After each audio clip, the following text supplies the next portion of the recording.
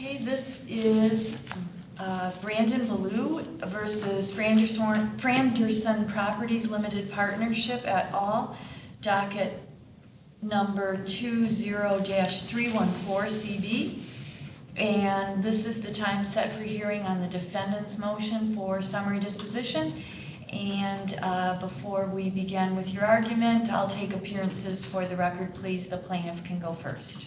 Thank you, Your Honor. Salvatore W. Parada on behalf of Plaintiff Special Fiduciary. Mark McGowan, Your Honor, appearing on behalf of all of the defendants. James?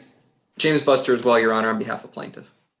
Okay, then this is the defendant's motion. So, Mr. McGowan, whenever you're ready. Well, thank you, Your Honor. It's good to be in your courtroom again, even though electronically. There are no facts or circumstances alleged in the complaint that will distinguish the current management practices at Franderson from the management practices going back to 1998, as alleged in the first lawsuit. And Your Honor, I know you have all the pleadings, so I'm starting right in, referring to Franderson as a partnership that operates the Frandor Shopping Center. So I'm going to continue in this fashion because I am familiar with how you read the briefs, and I know you're familiar with all of this. In the first lawsuit, a business decision was made to settle all disputes. That decision involved keeping the status quo. The decision validated and effectively approved the management practices at Franderson. The settlement kept in place the same managers, the same methods of compensation, making compensation, the same methods for making distribution decisions, and the same methods of allocating taxable income.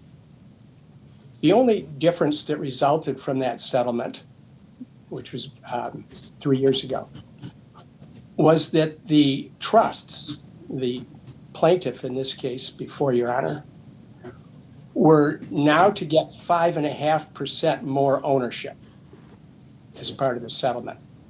And that occurred by virtue of a restructuring of one of the limited partners, at that time referred to as TROMBE, or TROMBE. One of those limited partners, one of the owners of TROMBE, Tim Core, was bought out. And in effect, that freed up 11 points of ownership. And half of those points, 5.5 of them, went to the trusts as limited partner. And the other half went to the limited partner trust owned by Jerry Core. So those two limited partners picked up an extra 5.5 points, and the TROMBE partnership ownership dropped 11 points. That was the only change. All else was endorsed. Moving forward, 3 years, so as of today, the trustees have not expressed any regret or any dissatisfaction with that settlement, nor have any of the beneficiaries challenged the trustees' authority to make that settlement on behalf of the trusts. The trustees' good faith has not been challenged. And even in hindsight, there's been no argument or allegation that that settlement was not in the best interests of all the limited partners, so that including the trusts and the other two limited partners. Now we have a renewed complaint, the one before us today, from a newcomer. It's the court-appointed fiduciary, Brandon Bello, appointed by the Florida court in what I've called the second lawsuit. But even he is in a position to challenge the co-trustee's authority or good faith in making that settlement. But he has not. He's not done so. So whereas the proceedings in this court, in the first lawsuit, disposed of all the claims against Franderson property and against those in control of Franderson with finality. And that was done after some 9 months of rather intense discovery and rather significant motion practice. This court ought not be required now to receive those same claims again. And it's respectfully submitted that the doctrine of res judicata serves to avoid this from happening. And it's for those reasons, Your Honor, that we're asking for summary dismissal of this action. Thank you, Your Honor. All right, thank you. And then for the plaintiff, Mr. Parada? Yes, Your Honor. Res judicata, of course, requires 3 elements, as both the parties have put in their papers. First element requires a dismissal on the merits with prejudice, which we agree the trust happened with the, as I call it, Tim Core litigation. The other question then becomes the next question: do defendants satisfy the remaining 2 elements of res judicata?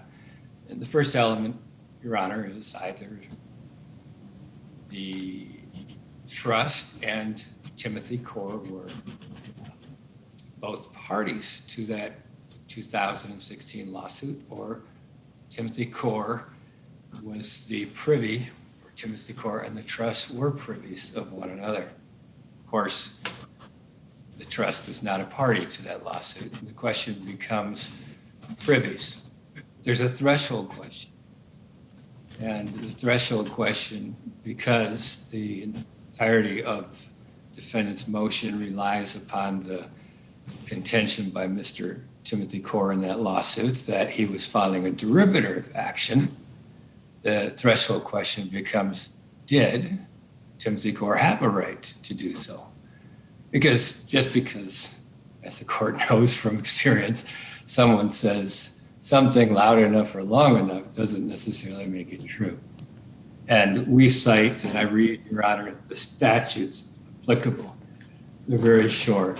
MCL 449.2001. A limited partner may bring an action in the right of a limited partnership to recover a judgment in its favor if general partners without authority to do so have refused. And the key, I didn't read quite all, but the key is a limited partner may bring an action in the right of limited partnership. We then look, Your Honor, to MCL 449.2002, which addresses the status of a plaintiff in such a derivative action. And it says, in a derivative action, the plaintiff must be a partner at the time of bringing the action. And of course, Your Honor, the action that is referenced as having been brought and serving the basis of res judicata is the Tim Core litigation allegedly against Franderson Properties Limited Partnership, and then also against Core Commercial Real Estate, Inc. And by his own pleadings repeatedly throughout the First Amendment complaint, Timothy Core notes and admits he is not a limited partner to Franderson Properties Limited Partnership. Instead, Fromby, LLC, is the limited partner, and Timothy Core at the time simply owned a 1/3 interest in Fromby, LLC. On the other hand, Your Honor, it's beyond dispute that the trust indeed was a limited partner of Franderson Properties, and in fact, as Mr. McGowan has alluded to, ended up with nearly 40% interest. So the first matter we would say, the first reason why the motion should be denied with prejudice is because while Timothy Core said it was a derivative action, it was not, or could not be. The next matter in reverting back is whether Timothy Core and the trust were privies. And both parties cite to Adair. And Adair says, to be in privity is to be so identified in interest with another party that the first litigant represents the same legal right that the latter is trying to assert. So did Timothy Core so represent the interests of the trust that he essentially represented the same interests of the trust? Does that make sense? And the answer is a resounding no. And for instance, as Mr. McGowan stated, as a result of the Timothy Core litigation, but I don't think the facts are in evidence, the trust indeed did receive a greater share of the Franderson partnership, Franderson Properties Limited Partnership. And the reason is, Your Honor, is because as a result of the settlement of that lawsuit, monies were paid to Timothy Core and only to Timothy Core. And as the First Amendment complaint makes clear, only for, the settlement agreement makes clear in that case, only for Timothy's direct causes of action and owed property or promissory notes. And the payment of those monies then and the continued payment ended up coming out of the pocket of Franderson Properties. In other words, nearly 40% of those monies come out of the pocket of the trust because the trust owns 40% of Franderson Properties LLP. So to say that the interests were diametrically opposed, Your Honor, that could be an understatement, certainly is. If just a cursory review of the Timothy Core lawsuit also demonstrates that there was in no shape privity of interest or privies. First of all, unlike here, the named defendant entities, Franderson Properties, CCRE, and Tromby, simply nominal defendants. The claims are almost entirely against defendants here, Patrick and Michael Core, and a non-defendant, Francis Jerome Core. The duties alleged, paragraphs 52 to 53, are all about Patrick, Michael, and F. Jerome. This is the First Amendment complaint, which is Exhibit B, Your Honor, to defendant's motion or moving papers. The actual general allegations begin at paragraph 65 and all the way through 107 discuss Tim Core's claims and rights and allegedly what happened to him and what the wrongdoing was to him. And there's a brief little intermittent between paragraphs 108 and 125 of some general pronouncements regarding things that the named or the individual defendants did wrong. And then it's once again back to the allegations of Tim Core being freezed out of Tromby by the brothers. It's a sibling rivalry, Your Honor. And the settlement agreement, which much is hinged upon in the argument of the defendants who are res judicata, makes that clear. We talked somewhat in our brief in opposition. Of course, settlement agreement, which serves as Exhibit C to defendants' moving papers, reflects that it's between Timothy Core on the one hand, and only Timothy Core, and then not the trust. It's against between the entities and Patrick, Michael, and Francis. There's a definition of ancillary documents. What is that? That's the promissory note to Timothy. There's a special definition of dispute. What is that? The respective rights and claims between Timothy on the one hand. There's a definition of litigation. It's the Timothy Core litigation. Definition of prior debt. It's a debt owed by Tromby to Timothy. 5 definitions, 4 of those make it very, very clear that the litigation and the resolution of litigation was about Timothy Core. The recitals, Mr. Core will receive $1.1 million in payment of the prior debt. Mutual releases, nothing to do with the trust. Acknowledgement of the settlement agreement. Talks about the claims and losses of Timothy, and then specifically references the defined terms that I've just discussed, dispute and litigation, both of which apply only to Timothy. And as we note in our papers, Your Honor, the documents are signed on behalf of the defendant entities by Patrick Corr and Timothy Corr. Actually, Patrick Corr, the trust doesn't sign them on behalf of the entities, is not a party.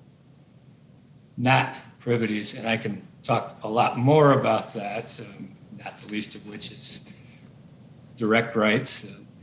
Anderson LP is the only partner between the trust and Timothy Corr was the trust, the only owner of another defendant, Corr Commercial Real Estate Trust, not Timothy Corr.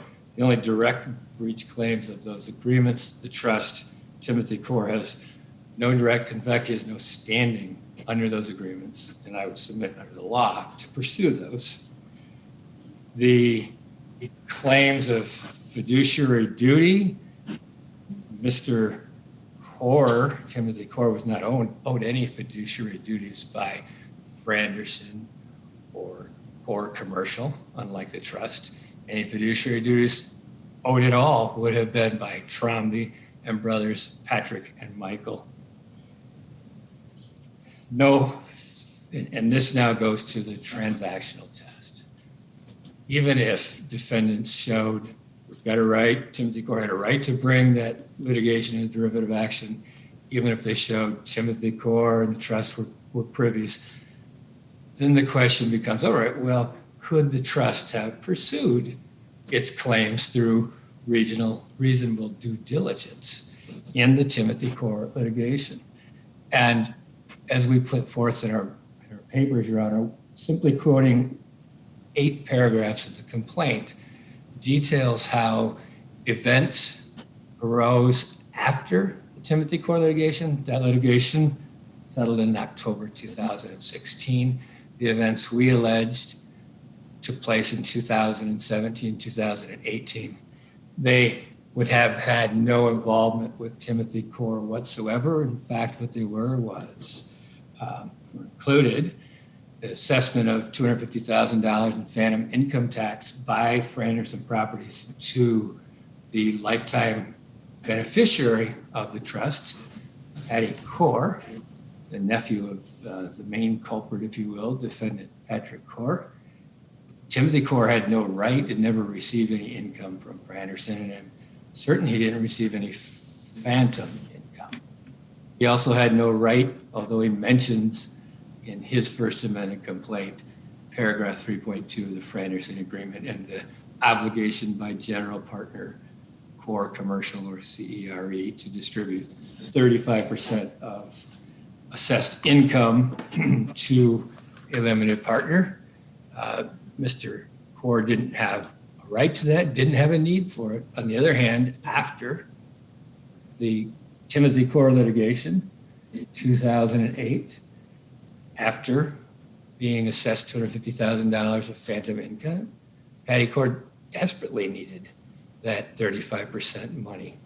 As we put in our papers and we put in the complaint, a very detailed complaint, and we recite some of those allegations in our brief, Your Honor. Miss Patty Corr is retired. She lives on Social Security. She gets by with what should be coming to her. And if the court has had the time to review those complaint allegations, it's very sad, Your Honor. And so what the defendants ask here is to say, Your Honor, we'd like to use res judicata as a way to have a mea culpa, well, not really mea culpa, to get away with our past wrongs, to get away with the wrongs after the Tim Corr litigation, and to get away with them for who knows how long. And that is not, I would submit, Judge, what the doctrine of res judicata is all about. So we would ask once again that the court deny defendant's motion with prejudice, Your Honor. Thank you. Mr. McGowan, do you want rebuttal? Yes, a very short rebuttal only, Your Honor. Thank you. As this court is well aware, and as indicated in our reply, by order dated April 19th, 2016, this court confirmed that the first lawsuit was properly brought as a derivative action. And that completely undermines brother counsel's privity argument because this court authorized and confirmed that TROM could proceed as on a derivative, as in a derivative lawsuit. And therefore, we have a claim in a representative capacity on behalf of all limited partners, as is documented in our pleadings. The other challenge brother counsel makes on the three-pronged test, in addition to the privity, has in connection with in addition to privity, but in connection with res judicata, has to do with the scope of the claims that are precluded by res judicata. And the Adair court uses a broad transaction test, broader than in some states.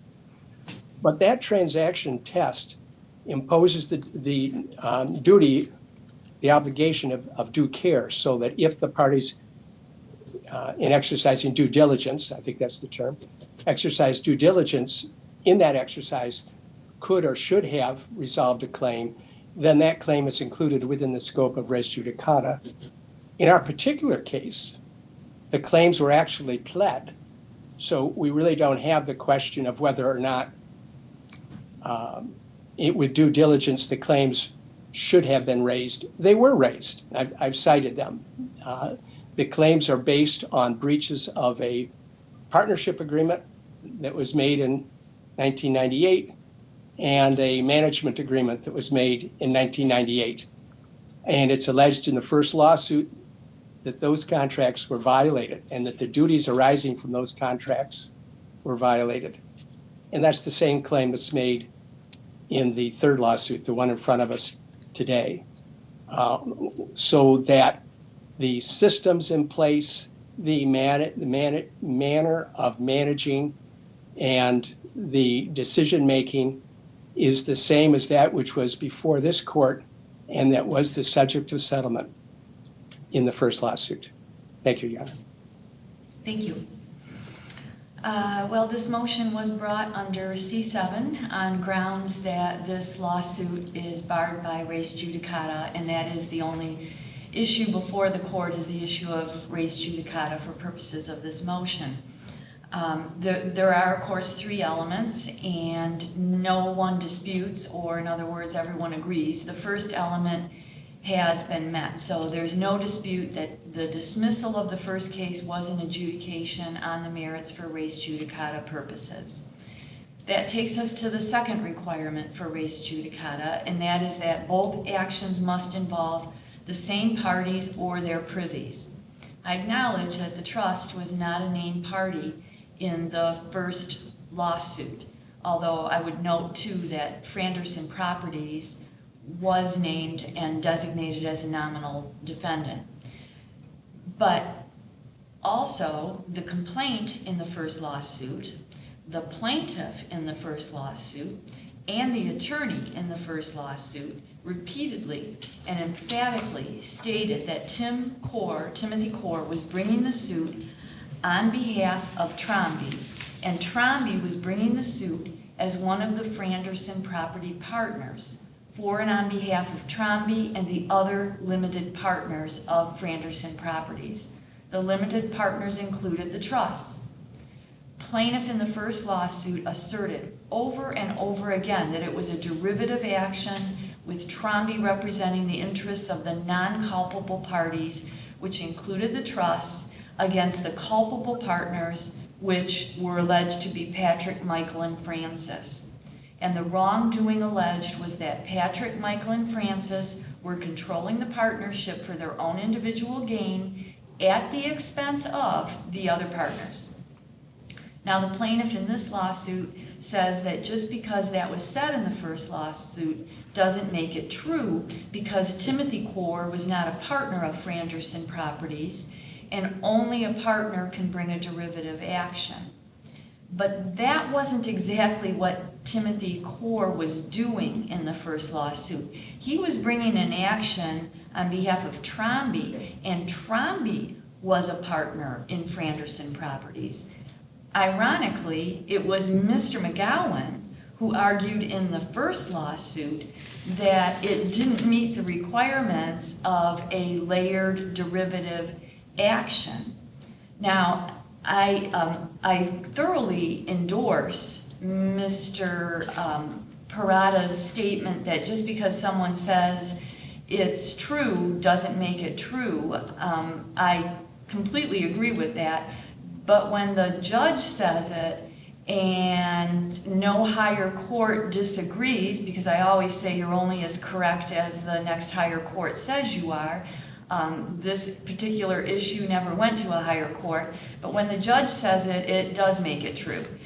So I rejected the argument that Mr. McGowan made in the first lawsuit. And I don't enjoy quoting myself, but just in the interest of a full record here, I ruled as follows, and this was directly on the issue of whether that first lawsuit could have been a derivative claim. I said, with respect to the remaining claims, the defendants have provided the court with cases from Illinois, and I've studied what the defendants have provided to me, and I cannot find a corollary between what they're talking about in those cases and what we have here. I've studied the Michigan Business Corporation Act, and I can't find any basis there for saying that these derivative actions cannot proceed. Trombi is a 1/3 shareholder or partner, as the case may be, in Franderson Properties and in Core Commercial Real Estate. It seems to me that the derivative action provision in the Business Corporation Act applies just as much to Trombi as a shareholder partner as it would to an individual bringing a derivative action who is a shareholder partner. There is no basis that I can find for concluding that just because Trombi is a corporate entity shareholder partner, that Trombi can't take advantage of the same form of derivative action that an individual could. And the defendants acknowledge that there's no Michigan law that talks about this situation. I certainly could find none. And again, I'm just not convinced that what the defendants characterize as a double derivative action or a second derivative action is really what we're talking about here. It seems to me that what we're talking about is a derivative action, again, just a case where an individual is not an individual but an LLC, but nonetheless a shareholder in the entity that is suing derivatively. So I can find no authority that says that can't be done, and I'm denying that portion of the defendant's motion for a summary disposition. So that's what I ruled in the first lawsuit. And if there was any doubt remaining after that at all, the first lawsuit was ultimately settled. And the co-trustees of the Thomas Core Trust affirmed and approved the settlement, and the trust received an increased partnership interest as part of the settlement. I think that evidences that not only did Timothy Core represent the interests of the trust, not only could he, in the form of the lawsuit, a derivative action, but he did. Now, we can argue about who ultimately paid, but the bottom line is that it was a derivative action for the benefit of the non-culpable partners, and there was never any claim, and there has not been any claim, that Timothy Core did not adequately represent the interests of the non-culpable partners in the first lawsuit. So, in my opinion, the second element of res judicata has been met. The third part of res judicata, the third requirement, is whether the claims in this lawsuit were asserted in the first lawsuit or, with the exercise of reasonable diligence, could have been asserted in the first lawsuit. The plaintiff in this lawsuit points to two wrongs that he says were perpetrated in time after the October 2016 dismissal of the first lawsuit. The first was paying wages in violation of the management agreement. But that claim was actually made in the first lawsuit, that there had been improper payment of wages. It was also asserted as a request for specific performance in the plaintiff's motion for summary disposition. And the fact that paying wages may have continued past the dismissal of the first lawsuit, continued in time past the dismissal of the first lawsuit, changes absolutely nothing. That dispute has no apparent resolution in the settlement other than it was allowed to continue following the settlement. And the fact that it did continue doesn't preclude finding that it was or could have been asserted in the first lawsuit. It actually was.